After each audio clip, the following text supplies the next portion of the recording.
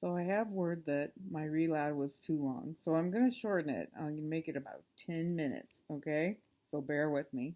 All right, so when we left off, Susanna had found out that Joseph, her friend, had been killed in the last battle, but her brothers had survived and she was going home to tell her mother.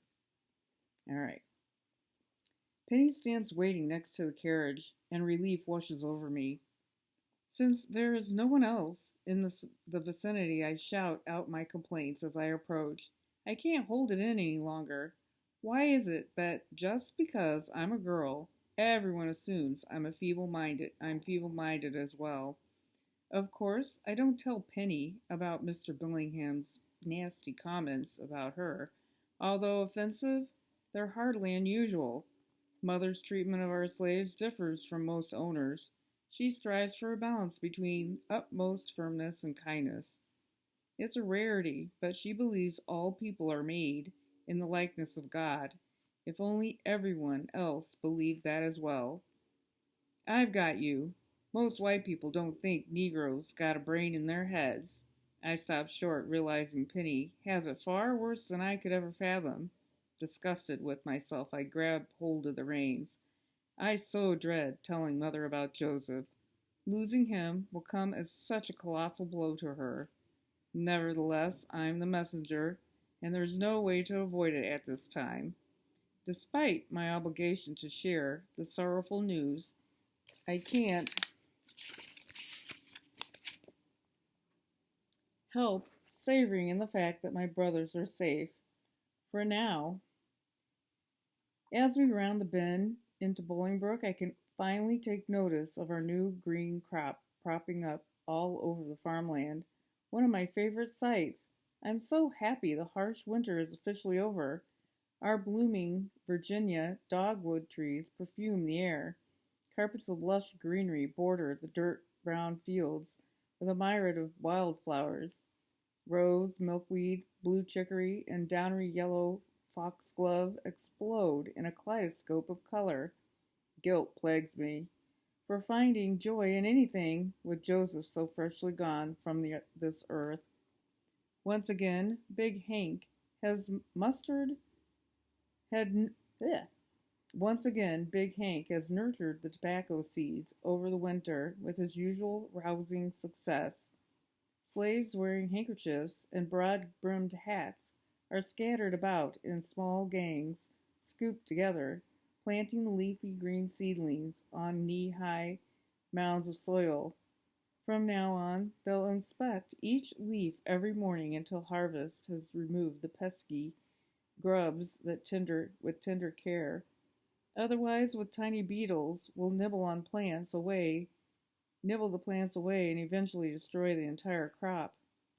As our plantation's trusted slave driver, Big Hank prides himself on producing the most beautiful crop in the Tidewater area. He's a towering man with muscular shoulders and rough skin of deep mahogany. Despite his imposing presence, he's known for his good nature and fairness. Mother tells me I was terrified of him when I was young, but nowadays he's my rock. This year, these fresh seedlings are especially precious.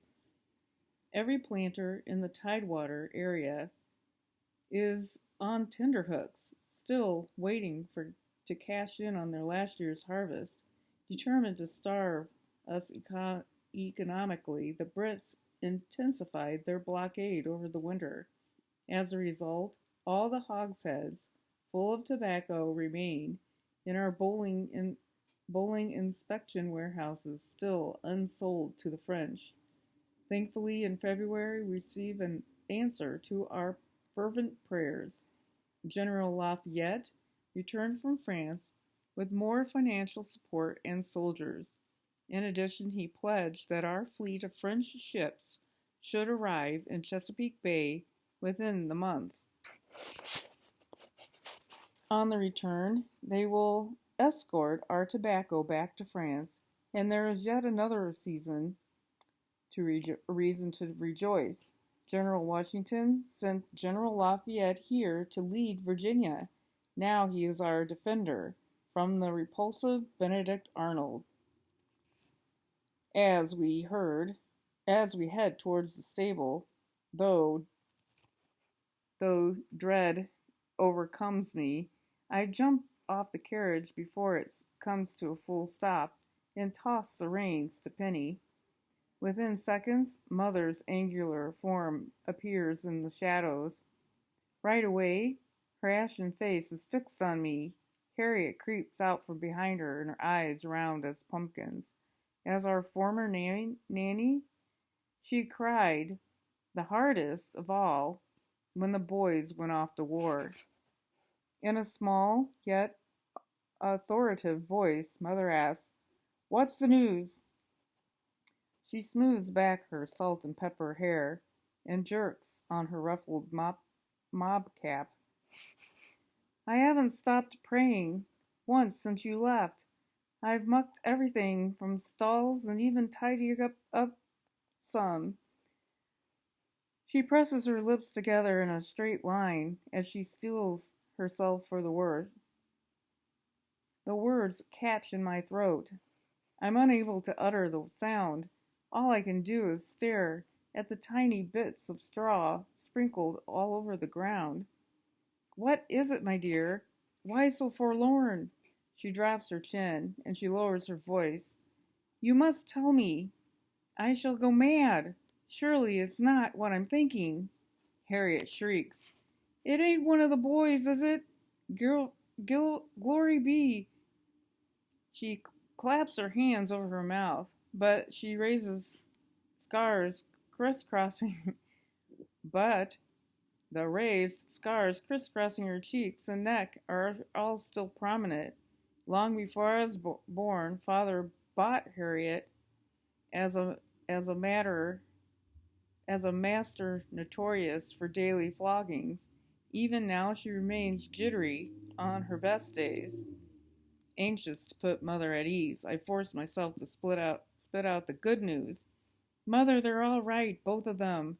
Now that I've started, sorry guys. Now that I've started talking, I can't get the words out fast."